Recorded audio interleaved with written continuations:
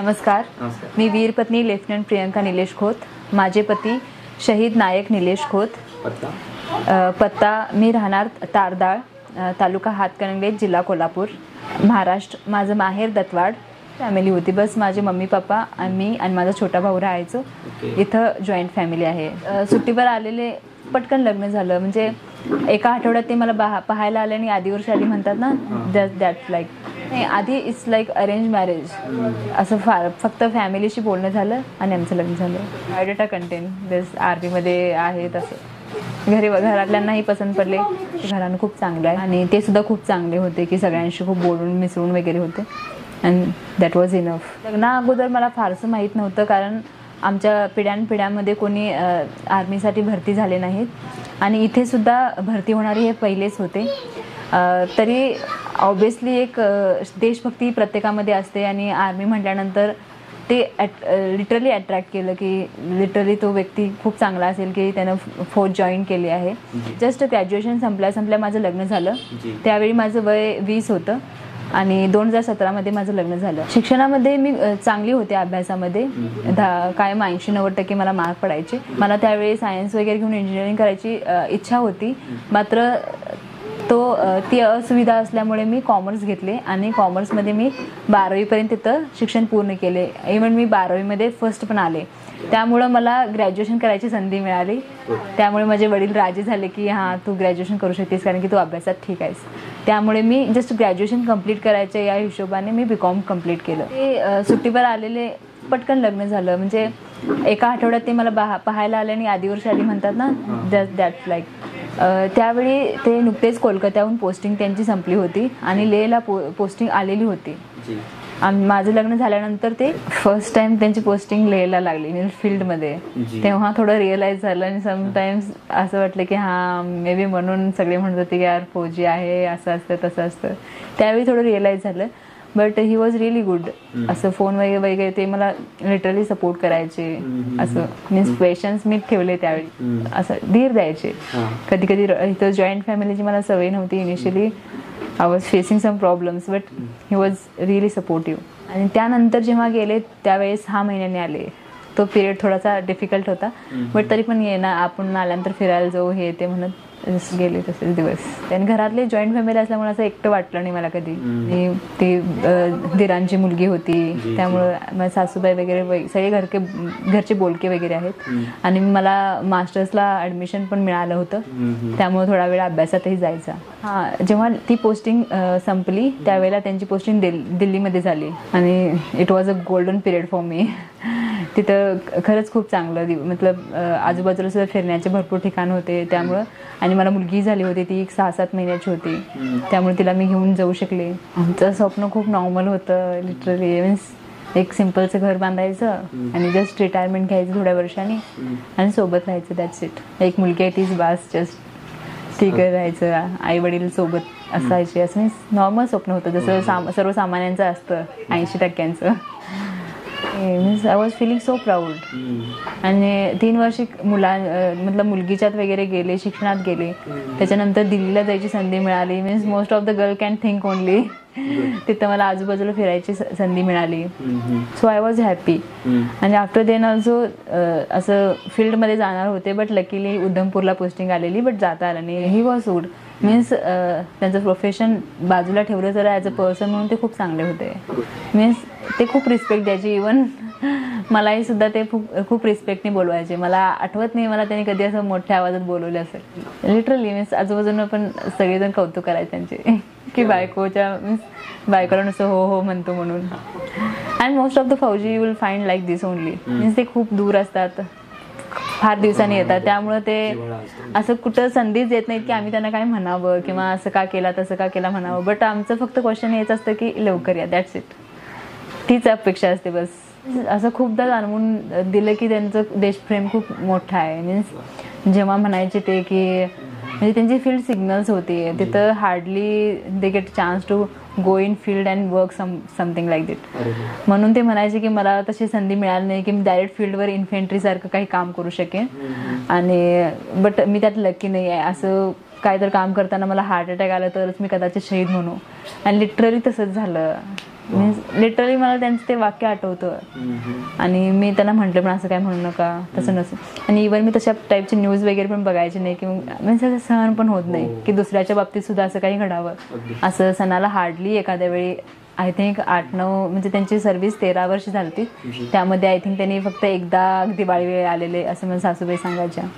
तर घराची रिस्पॉन्सिबिलिटी त्यांच्या बायको त्यांच्या संगिनीला पार पडावी लागते. मीन्स मुलांचं वगैरे शाळेचं वगैरे सगळं त्यांच्या बायकोनीच बघायला लागतं. 9 नोव्हेंबर 2022 रोजी त्यांना आम्हाला कळालं की त्यांना सडनली सांगितले नाही, ते म्हणत होते की आजारी आहेत आणि ॲडमिट केलं आहे म्हणून. बट सकाळी सुद्धा बोलणं झालेलं की अशी उधमपूरला पोस्टिंग आली आहे, मी घरी येईन आणि मग तिथं सगळं बघून आपण जाऊ सोबत तिथं म्हणून. त्या 10 तारखेला कळालं. मग त्या दिवशी दुसऱ्या दिवशी दुपारी म्हणजे ते आलेले. I can't explain this but खूप one of the bad period of my life.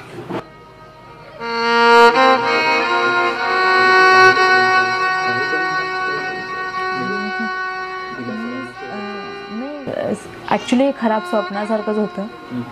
अजून त्या शॉकमधनंच बाहेर यायचं खूप अवघड झालं. मग थोडं मी तर असं मी तुमच्या भावना मी समजू शकतो.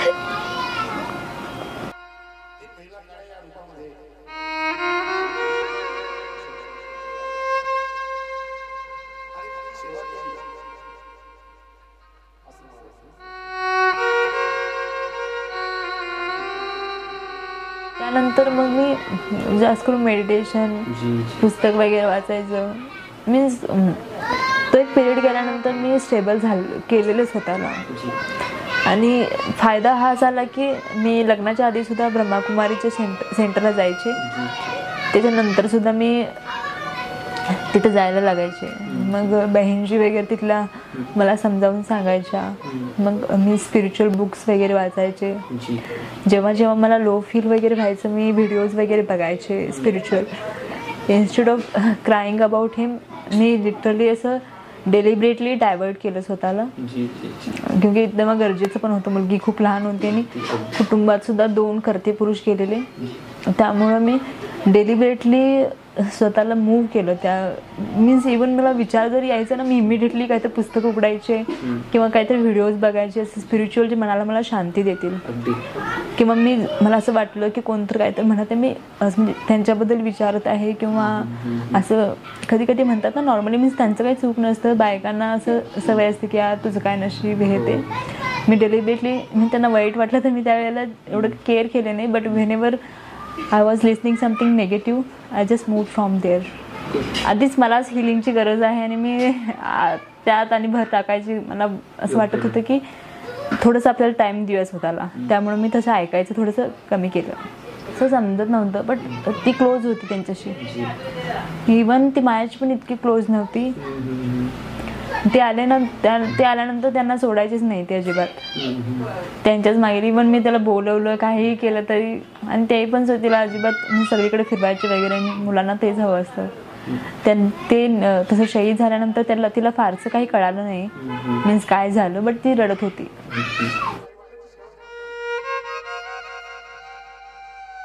ऍक्च्युली माझ्या मैत्रिणींची पण एकांची लग्न अजून झालेली नव्हती. त्यामुळे त्या मला सांत्वन करायला आल्यानंतर it's so difficult for me to face them. मला माहीत होतं की मी अभ्यासात ठीक आहे. त्यामुळं जर मी मनापासून कुठली गोष्ट अशी मनापासून केली तर मला एक विश्वास होता की मी ते पूर्ण करू शकेन. मग मला बँकिंगचं ऑप्शन होतं, MPSCचं होतं आणि हे पण मिळालं. बट ॲज अ रिस्पेक्ट असं असतं ना, व्हिडिओ झाल्यानंतर जरी वीर पत्नी हे नाव खूप चांगलं असतं तरी पण आम्हाला समाजामध्ये ॲज अ विडोज ट्रीट केलं जातं. अँड मला असं कुठलं तर जॉब हवं होतं ज्यातून मी असं काहीतरी रिस्पेक्टफुल हवं होतं मला. किती पण ह्यांच्या रिस्पेक्टनं ठीक आहे ॲज अ वीर पत्नी म्हणून रिस्पेक्ट करतात. बट काही वर्षानंतर मला वाटतं ते फेड होतं थोडं थोडं. त्यामुळं मला असं स्वतःची काहीतरी ओळख पाहिजे होती. आणि ऑब्वियसली ह्यांची पत्नी असल्यामुळे एक ती क्रेज असते युनिफॉर्मबद्दल. आणि लिटरली मला तशी संधी मिळाली तर मला पुन्हा ते युनिफॉर्म जे मी त्यांच्यासाठी प्रेस करत होते ते मला स्वतः घालता आलं असं तर definitely it will be so proud for me. Just I thought that literally he was like that. Means त्यांचं असं एकदम शांत देवपुरुष म्हणतात ना, he was like that. Good. आणि असं मला वाटत होतं की त्यांचं पण नाव असं नेहमी असं जिवंत राहावं.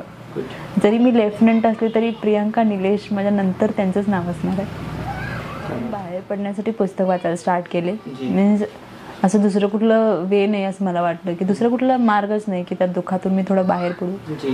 असं कोणाशी बोलणं हे त्याने इज टेम्पररी. बुक आपल्या कायम सोबत असतात. इव्हन रात्री सुद्धा आपण वाचत बसू शकतो एका दिवशी जर झोप आली नाही तर. मग जेव्हा असं सवय लागली त्यावेळेला असं आवड निर्माण झाली त्याची. आणि एकदा पुस्तकांची आवड निर्माण झाली तर मीन्स कुठलंही असं अवघड वाटत नाही. शेवटी पुस्तकच तर वाचायचं आहेत. कुठल्या पण परीक्षेला सामोरे जायचं असेल तर. असं SSB अशी एक्झाम आहे जिथं आपली फिजिकल जे मतलब कुठले गुण आहेत, व्यक्तिमत्व तपासलं जातं. आणि इतके तर मला माझ्यावर विश्वास होते की मी पॉझिटिव्ह आहे. आणि that was fine for me. फिजिकलसाठी मी साडीच नेसायची इथं आधी. आणि ते ट्रॅकसूट घालून पळायला जाणं ते मेंटल होतं माझ्यासाठी खूप, की कसं बाहेर पडायचं. मीन्स जे सासरे वगैरे आजूबाजूचे लोक काय म्हणतील हे वगैरे. बट त्यावेळेला असं जस्ट डोळं झाकले आणि जस्ट बाहेर पडलं, वॉट एव्हर इट इज. मग ते पडणं वगैरे मी तेव्हा स्टार्ट केलं. आणि राहिलं इंग्लिश बोलायचं तर आम्हाला प्लॅटफॉर्मच नव्हता तो. मी माझं पूर्ण शिक्षण मराठी मीडियममध्येच कम्प्लीट केलं. आणि इवन इंट्रोडक्शन पण मला देता येत नव्हतं. मीन्स दो मी मास्टर्स केले होते बट इंग्लिश मला खूप जड जायचं. बिकॉज मास्टर्समध्ये फक्त लिहायचं असतं बट ॲक्च्युअलमध्ये बोलणं मला खूप डिफिकल्ट जायचं. आणि तसं काय कुणाशी बोलण्यासारखं पण आजूबाजूला कोण होतं की ज्याच्यासोबत मी बसून प्रॅक्टिस करू शकेन. That was my main difficulty. I field like that. फक्त असणं इम्पॉर्टंट नाही, आपण काय आहे ते रिप्रेझेंट करणं ही तेवढीच इम्पॉर्टंट आहे. आणि SSB is all about that. Means तुम्ही किती पण तुमच्यात कितीही कॅलिबर असलं आणि जर तुम्हाला तिथं प्रूव्ह करता आलं नसलं तर ते मीन्स ते नाहीच आहे असं झालं. एकतर रिझल्टच मॅटर करतं म्हटलं तरी चालेल. त्यामुळं तिथं कसं परफॉर्म करतं हे खूप इम्पॉर्टंट आहे. आणि तिथून गेल्यानंतर SSB जेव्हा रिकमेंड झाले त्यानंतर ऑब्व्हियसली माझ्यात आत्मविश्वास होता. कुठतर एक भीती होती की एकच वॅकन्सी असते वीर नारीसाठी आणि ते ऑल इंडिया रँक 1 येणं मीन्स बाकीच्यांचं मीन्स ते एक भीती होती की झालं नाही तर. आणि मग ट्रेनिंग करून आल्यानंतर तर बघ मीन्स एक कॉन्फिडन्स लेवल हाय असतो. तेव्हा मी एक्झामसाठी गेले. दिल्लीमध्ये मी प्रिपरेशन केलेली कोचिंगमध्ये. एमास म्हणून होतं इन्स्टिट्यूट. तिथले कर्नल मोहिंदर पाल म्हणून होते. त्यांनी मला पर्सनली सगळ्या गोष्टी गाईड केलेल्या. आणि तेच मेजर रविकुमार म्हणून एक होते. त्यांनी सुद्धा मला लहान लहान गोष्टीसाठी हेल्प केलेली. मीन्स कम्युनिकेशन स्किल कसं डेव्हलप करू शकते. मीन्स खूपसे प्रश्न असतात त्यांनी ते सॉल्व्ह केले. आणि एमासमध्ये बेसिक SSB बद्दल मला पूर्ण नॉलेज आलेलं आहे की कशी एक्झाम असते. त्यामुळे कॉन्फिडन्स होता की ॲटलिस्ट मी इतकी अनअवेअर नाही आहे. ॲटलिस्ट मला बेसिक तर माहीत आहे. आणि अभ्याससुद्धा केले. जायच्या आधी मी इनफ करत होते. मीन्स मी पूर्ण ओतून टाकलेले त्याच्या आधी. करंट अफेअर्स, जनरल नॉलेज हे बेसिक तर माझं चांगलं होतं. त्यामुळं एक्झाम द्यायला बट फर्स्ट अटेम्प्ट होतं त्यामुळं नाही झालं तरी पण ठीक आहे असं म्हणून मी गेलेले. आणि इवन मी माझं बॅगसुद्धा मी एकदम लिमिटेड वस्तू नेलेल्या सोबत. कारण की 4-5 दिवस राहायचं असते. बट तरी पहिल्याच दिवशी जर मी बाहेर पडले तर असं जादा खंत वाटू नये. आणि घरातल्यांना सुद्धा जास्त माझ्याकडून मतलब माझ्या आई म्हणायच्या सासूबाई की होशील तू पहिल्याच अटेम्प्टमध्ये. बट मला असं शुअर नव्हतं. बट तिथं परफॉर्मन्स माझ्या परफॉर्मन्सवरून मला वाटलं की मी कदाचित होऊ शकते. आणि 11 मेला बँगलोरमध्ये माझी SSB होती. 24 SSB बँगलोर. 11 मेला मी स्क्रीन इन झाले. म्हणजे स्क्रीन इन होणं इज सो इम्पॉर्टंट. जेव्हा स्क्रीन इन झाले त्यावेळेला थोडासा आत्मविश्वास वाढला की हा मी कुठंतरी मतलब आहे, इतकी कमी नाही आहे की स्क्रीन इन झाल्यानंतर एक आत्मविश्वास आला की मी पुढचं पण त्याच्यात म्हणजे काहीतरी कॅपॅसिटी आहे. मग सेकंड डेला पण मी परफॉर्म चांगले केले. इवन सोबतच्या मुलीसुद्धा म्हणायच्या की मॅम आप तो हो ही जाओगे, आप बहुत अच्छा परफॉर्म कर रहे हो. तो फिर त्यामुळे मला 3rd, 4th, 5th दिवशी इवन इंटरव्ह्यू वेळेला सुद्धा असे प्रश्न होते की ज्यांची उत्तर मी खूप असं मला वाटत होते की मी चांगली दिली आहेत. आणि जे करंट अफेअर्स, जनरल नॉलेज ते त्याचा बेससुद्धा माझा पक्का होता. तेव्हा मी स्वतःला इंटरव्ह्यूला विचारले की तुम्ही मला करंट अफेअर्सबद्दल काही विचारलं नाही सर म्हणून. मग त्यावेळी त्यांनी विचारलेल्या प्रश्नांचं मी एकदम करेक्ट आन्सर दिलेलं. त्यामुळं मला आत्मविश्वास होता की मी कदाचित रिकमेंड होईन. 15 मेला रिझल्ट आलेला की हां मी रिकमेंड आहे. अशीच कॉन्फरन्स बसते ऑफिसरांची. ते सांगतात की कॉन्फरन्स येईन किंवा हे कळते त्यानंतर. रिझल्ट लागल्या मी माझ्या सासूबाईंना फोन केलं. माझा शब्द फुटत नव्हता. मी त्यांना सांगितलं की मी असं पास झाले. तेच मग त्यांच्या सुद्धा असं आनंदाचा माहोल होता. पण त्याच्या प्रॅक्टिस आधी व्हायची ना, तेव्हाच मला अश्रू अनावर व्हायचे. मला त्यांचाच चेहरा समोर दिसायचं की he is feeling proud on me like this. त्यांना माझ्यावर असा अभिमान फील होत आहे, ते खूप खुश आहेत असं फील करून घ्यायचे आणि मला असं भावूक व्हायचे. आणि जेव्हा तो पिपिंगचा दिवस आला जवळ, त्या दिवशी सुद्धा मी असं सारखं स्वप्न बघायचे की असा पिपिंगचा दिवस माझ्यासुद्धा आयुष्यात येईल आणि एका साईडला माझ्या सासूबाई असतील, एका साईडला माझी आई असतील आणि तो खरोखर तो दिवस मी कॅप्चर केला फोनमध्ये की हा असं पिपिंग स्टार्ट आहे. त्यावेळी माझे स्टार त्यांनी एन्क्लोज केले. 28 सप्टेंबरमध्ये मी ऑफिसर्स ट्रेनिंग अकॅडमी चेन्नईमध्ये गेले. As a means officer cadet म्हणतात तेव्हाच छान वाटतं की यार आपण ऑफिसर होणार आहे आणि अर्धे लेफ्टनंट झाल्यासारखंच फिलिंग येते. आणि आपण एक एक दिवस मेजत असतो कारण की थोडंसं ट्रेनिंग शेड्यूल खूप हेक्टिक असतं. पूर्ण दिवसभर एंगेज असतो आम्ही. असं फोन वगैरे अलाउड नसतं आणि त्यात मुलगी माझी एकटी, त्यामुळे ते माझ्यासाठी डबल डिफिकल्ट होतं. ट्रेनिंग तर डिफिकल्ट आहे आणि त्या मुलगीपासून लांब राहणं. आणि जेव्हा ती रडायची वगैरे असं जरी एखाद्या वेळी जरी रडली तरी मला खूप वाईट व्हायचं. तरी घरातली मला सांगायची नाहीत की आजारी वगैरे पडली तरी, कारण की माझं असं मोरल सपोर्ट कमी होऊ नये म्हणून.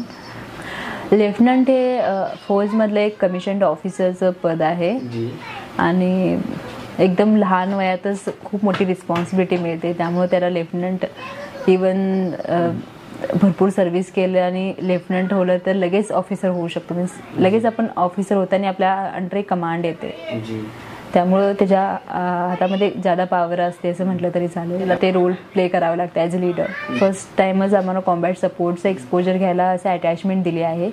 बट अजून इन्फेंट्रीमध्ये मुलींना दाखल केलं नाही. अजून त्या सपोर्ट आर्म्स किंवा सर्व्हिस आर्म्समध्येच आहेत. तसं असं काही फिक्स नसतं. मीन्स इवन जेव्हा आम्ही लेफ्टनंट म्हणून ओथ घेतो त्याच वेळेलाच सांगितलं असतं की आमच्या वर जो अधिकारी आहे तो काहीही सांगितलं तर आपण त्या जीव गेला तरी चालेल, मात्र ते पूर्ण करणं आम्ही त्यासाठी बांधील असतो. त्यामुळे असं काही शेड्यूल काही वर्क नसते. ॲज अ मीन्स नॉर्मली जॉबमध्ये आपल्याला मिळते की 8 ते 9 एवढं काम करायचं आहे. बट तसं काही नाही आहे इथं. म्हणून म्हणतं की army is not a job, is profession. हे इज लाईक दिस. बिलीव्ह करते की दररोज आपण काहीतरी नवीन शिकलंच पाहिजे. त्यामुळे भविष्यात सुद्धा मला माझं काम करताना रोज काहीतरी शिकायला मिळेल आणि मी इमानदारीने ते करेन. तर आर्मी खरंच एक रिस्पेक्टफुल जॉब आहे म्हणणारच नाही मी. एक प्रोफेशन आहे, सेवा आहे. त्यामुळं ती आपोआप देशाची सेवा करण्याची संधी त्यांना प्रथम मिळाली असेल असं म्हणेन मी. आणि सिव्हिलियन जास्त करून तिथे जात नाहीत म्हणजे त्यांना माहिती कमी असते आणि कदाचित ते असं मीन्स असं डायरेक्ट त्यांना वाटतं की बॉर्डरवर जाऊन असं काही दुखापत होईल ह्यासाठी सुद्धा घाबरत असतील. मात्र मला वाटते की सॅलरी, पर्क्स, अलाउन्सेस हे तर खूप चांगले आहेतच कम्पॅरेटिव्हली अदर जॉब्स. आणि त्याच्या व्यतिरिक्त ॲज अ रिस्पेक्ट सिव्हिलियन आपल्या मना खूप रिस्पेक्ट करतात. आणि मला वाटतं की खूप संधी आहे तिथं आता. आणि पहिल्यापेक्षा आता दिवस बदललेत. आधी ऑफिसरांच्या मुलांना त्याची खूप माहिती असायची आणि सिव्हिलियनना एवढी फारशी नसायची. मात्र सोशल मीडियामुळे त्यांना माहीत झालं की कसा अभ्यासक्रम असतो आणि काय करावं लागतं. त्यामुळं मी जेव्हा ट्रेनिंग घेत होते त्यावेळी मला रिअलाईज झालं की सिव्हिलियन्स खूप आले आहेत. मतलब जे फर्स्ट जनरेशन ऑफिसर आहेत ते खूप होते. मी तिला घेऊन जाऊ शकत नाही, बट त्यानंतर माझ्या सासूबाईंना मी तिला सोबतच ठेवीन आणि त्यांची काळजी करेन. आणि देशसेवा तर आहेच, ते ॲज अ फर्स्ट प्रायोरिटी होतं की ते स्वतःला कर्ज करावं लागतात. मीन्स का माझ्यासोबत असं झालं. मीन्स किती तर स्त्रिया आहेत का मलाच हे सगळं बघावं लागतं, काच माझ्याच मुलांचे वडील नाही. तसं खूपसे प्रश्न येतात आणि आपण त्यात फक्त अंधारात निघून जातो. आपल्या आयुष्यात आता काहीच अर्थ नाही असं वाटतं. मात्र असं काही नाही आहे. तुम्ही तुमच्या आयुष्याला एक अर्थ देऊ शकता. असं मी म्हणणार नाही की बस घरी राहावा, पेन्शन येते आणि झालं तर काय करायचं नाही, तसं काही नाही. फक्त स्वतःला खुश ठेवण्यासाठी, मुलांच्या चांगल्या भवितव्यासाठी. जर तुम्ही खुश नसाल तर त्यांना सुद्धा खुश ठेवू शकणार नाही. आणि परिवारवाल्यांनी सुद्धा त्यांच्या आनंदाचा विचार केला पाहिजे आणि त्यांनी सुद्धा त्यांच्या घरातल्यांचा, त्या शहीद त्यांच्या आईवडिलांचा त्यांनी विचार केला पाहिजे. तुम्ही असं थिंकच करू नका की ते नाही आहेत. मी इनिशियली काही वर्षे ना मी पण मंगळसूत्र वगैरे काढले नव्हते, कुंकू वगैरे लावायचे, मला हवी ती साडी नेसायचे, हवं तिकडे फिरायचे. इवन आय नो की पाठीमागं बोलत असणार, बघा ही थोडे दिवस झाले तर घरातून बाहेर पडते. जेव्हा मी लायब्ररीसाठी बाहेर निघायचे, आय थिंक मी महिन्याभरात बाहेर निघलेले अभ्यासासाठी. कारण की घरात जे येणार ते म्हणणार की तुझं नशीब फुटकं हे वगैरे म्हणणार, आणि ते मला सहनच व्हायचं नाही. आणि जरा मला निगेटिव्ह ऐकायचं नव्हतं. मी लायब्ररीत इव्हन मी तिथं काही अभ्यास सुद्धा व्हायचा नाही मला, कारण की माझं मन अजून स्टेबल नव्हतं. मी खूप दुःखी असायचे. इव्हन पुस्तकात नुसतं अश्रूच गळायचे. बट तरीसुद्धा मी बाहेर पडले, कारण की इथं राहिलं तर आणि 4 गोष्टी ऐकणार नाही आणि दुःखी होणार. ॲटलिस्ट पुस्तक आपल्याला काय बोलत नाहीत, आपण फक्त चांगल्या चांगल्या गोष्टी. मी इतिहास वगैरे वाचला संतांचा वगैरे त्या पिरियडमध्ये, आणि इट वॉज रिअली मोटिवेटिंग. त्यामुळं नक्कीच लोक बोलणार, तुम्ही तुमचं मनाचं ऐका, आणि तुम्ही असं विचारच करू नका की ती नाही आहेत. जस्ट पोस्टिंग तर येतच असते ना, समजा त्यांची फील्ड पोस्टिंग आहे, जोपर्यंत तुम्ही स्टेबल होत नाही, जोपर्यंत तुमची मानसिक तयारी होत नाही, तोपर्यंत तुम्ही समजा की ते कुठं तर आहेत, आणि तुम्ही ॲज अ नॉर्मल लाईफ जगा. जेव्हा कोणीतरी काहीतरी म्हणतील, कदाचित असे पण असतील जे तुमच्या तोंडावर येऊन म्हणतील, जस्ट शांत राहा. मी म्हणत नाही की त्यांना काहीतरी उत्तर द्या, जस्ट शांत राहा. तो वेळ जाऊ द्या. तो वेळ जाऊ द्या. फक्त तुम्ही आपोआप हॅबिच्युअल व्हाल की तुम्हाला या गोष्टीचा फरक पडणार नाही. फक्त तो पर्टिक्युलर पिरियड ज्यावेळी तुम्ही इमोशनली तेवढे स्ट्रॉंग नसाल, त्यावेळेला लोक जेव्हा बोलतील त्यावेळी बस शांत राहा. कदाचित मन तुम्हाला खूप काही म्हणेल, तुम्ही रूममध्ये जाऊन रडाल पण, बट त्यावेळेला त्यांना काही बोलू नका. त्याच इट. हेअर कट करायच्या आधी सुद्धा I was preferably wearing white only. तिथं म्हणजे जायला लागायचं सुद्धा. असं नाही की मला कलरफुल कपडे आवडत नाहीत, बट मला आवडायचं. ते सुद्धा अचीव करायला त्याग आहेच. आपलं टाईम जिथं फार काही बाहेर चाललेलं असते, इन्स्टेड ऑफ दॅट की अभ्यासात, हा त्याग आहे. इवन की तिथं झोपायला कमी मिळतं, 1-2 तास झोपायचे, हा त्याग आहे. मीन्स खूपशा गोष्टी त्याग करावे लागतात. ह्या सगळ्यातनं मन उडालं होतं, त्यामुळे हेअर कटिंग उलट मला छान वाटलं. तसं मीन्स फोकस फक्त एकच ठेवलेला की एकदा क्लिअर करायचे, देन काय असेल ते.